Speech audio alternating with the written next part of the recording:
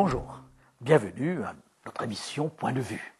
Jean-Claude Delarue, il y a quelque temps de cela, sur France 2, nous a présenté une émission intitulée « Le futur en face ». L'objectif de l'émission était de nous faire comprendre que par rapport à l'utilisation massive des pesticides, au dérèglement du climat, l'avenir de l'humanité est en cause. Et certains de ces scientifiques osent même avancer comme un délai de survie pour notre planète au pis-aller une 50aine d'années. Cette émission était vraiment inquiétante. Le futur en face. L'avenir a toujours préoccupé l'être humain. De tout temps, l'homme a voulu savoir ce qui va se passer dans les jours qui sont en face de lui. Connaître l'avenir pourrait nous apporter une certaine sérénité par rapport à la planification des événements de notre vie, par rapport à la maîtrise de notre vie. Mais nous savons quand même combien cette faculté de maîtrise de l'avenir n'est pas, le propre de l'homme.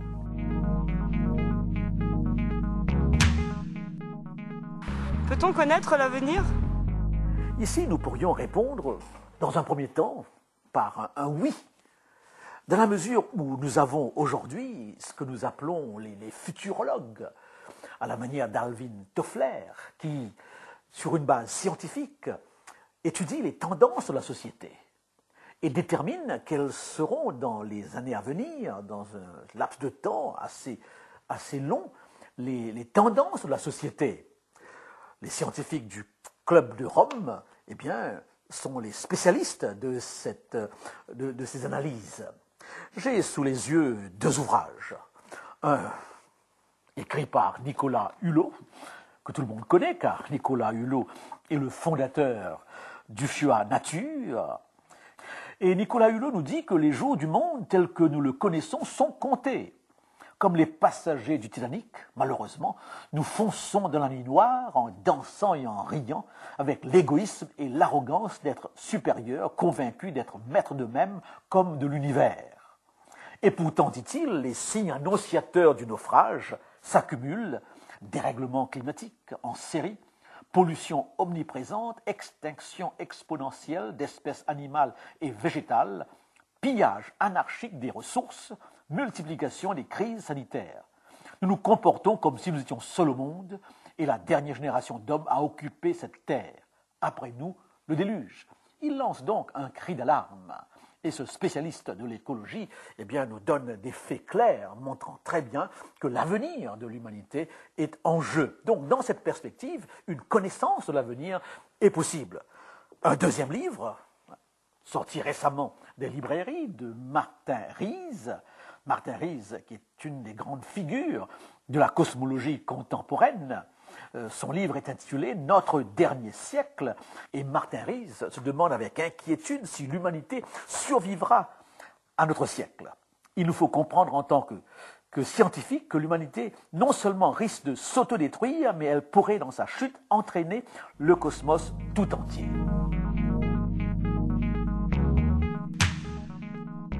En demandant à l'homme de remplir et dominer la Terre, Dieu n'est-il pas responsable des problèmes écologiques qui nous menacent ? Je dirais catégoriquement non. Car si nous lisons attentivement le récit de la création, nous constatons que Dieu évalue sa création en ces termes.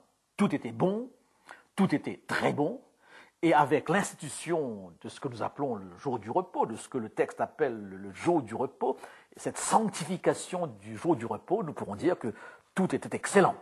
Une nature marquée par la quantité, par la diversité, par la beauté, et une nature où l'excellence s'exprime dans la gloire de Dieu. Le bon devient très bon lorsque ce bon sert à quelqu'un. L'homme et la femme, sont là dans ce jardin pour profiter, pour goûter cette nature si belle.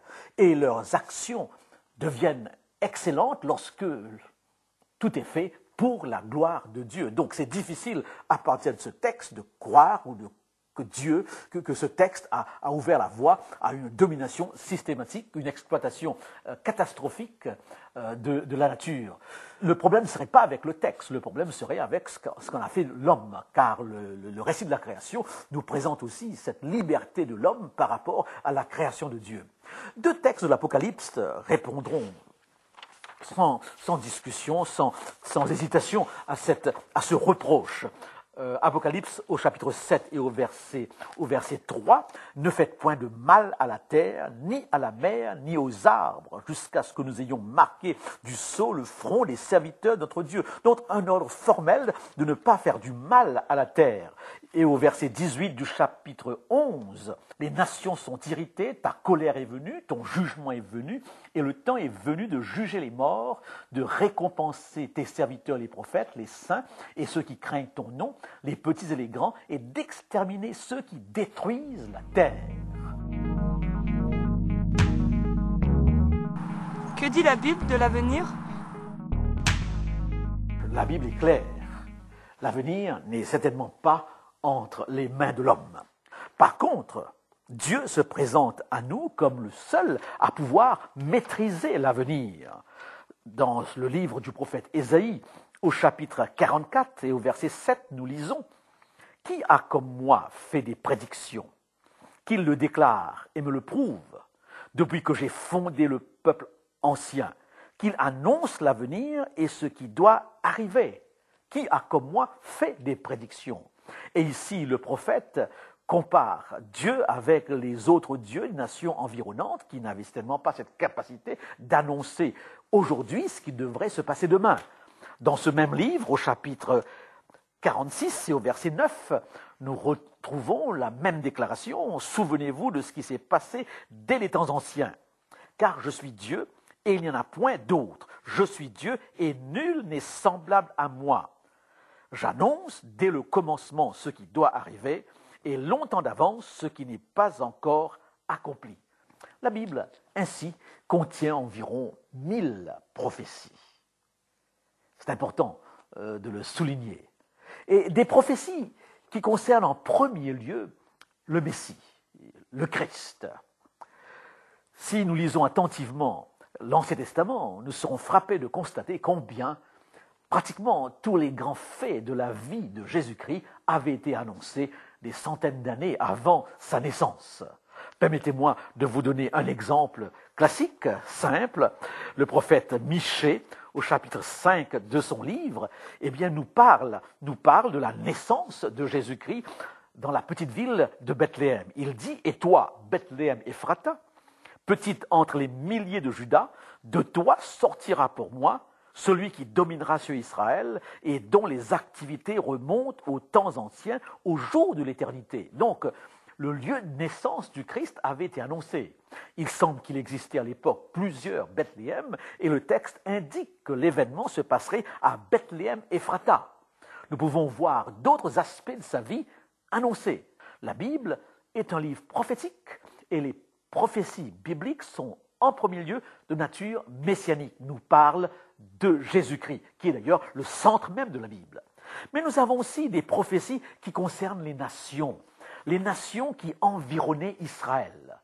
Des prophéties sur la ville de Tyr, la ville de Sidon, la ville d'Éphraïm, la ville de Sodome et de Gomorrhe, et surtout sur la ville de Babylone.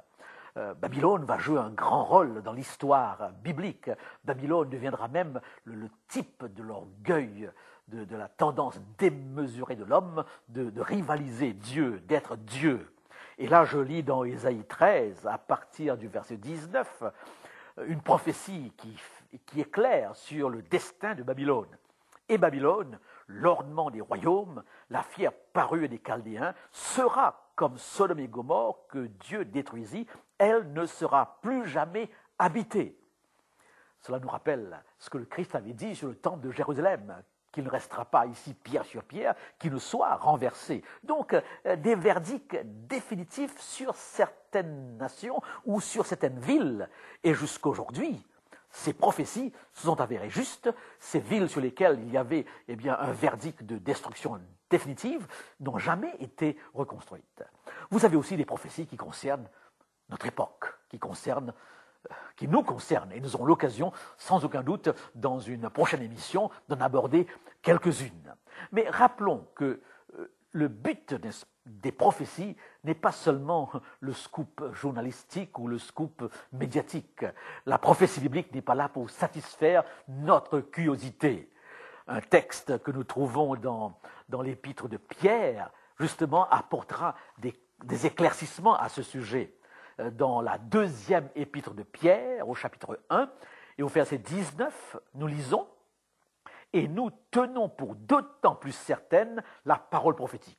Donc Pierre souligne que la parole prophétique est certaine. Eh bien oui, nous tenons pour d'autant plus certaine la parole prophétique à laquelle vous faites bien de prêter attention, comme à une lampe qui brille dans un lieu obscur jusqu'à ce que le jour vienne apparaître et que l'étoile du matin se lève dans vos cœurs. Ce qui veut dire que l'étude prophétique de la Bible doit être une étude qui s'accompagne d'un intérêt, d'un cheminement, d'une marche dans les voies que trace la Bible. Et à mesure que nous marchons, les choses s'éclaircissent. Pour aboutir à quoi? Le texte nous dit « jusqu'à ce que l'étoile du matin se lève dans vos cœurs ».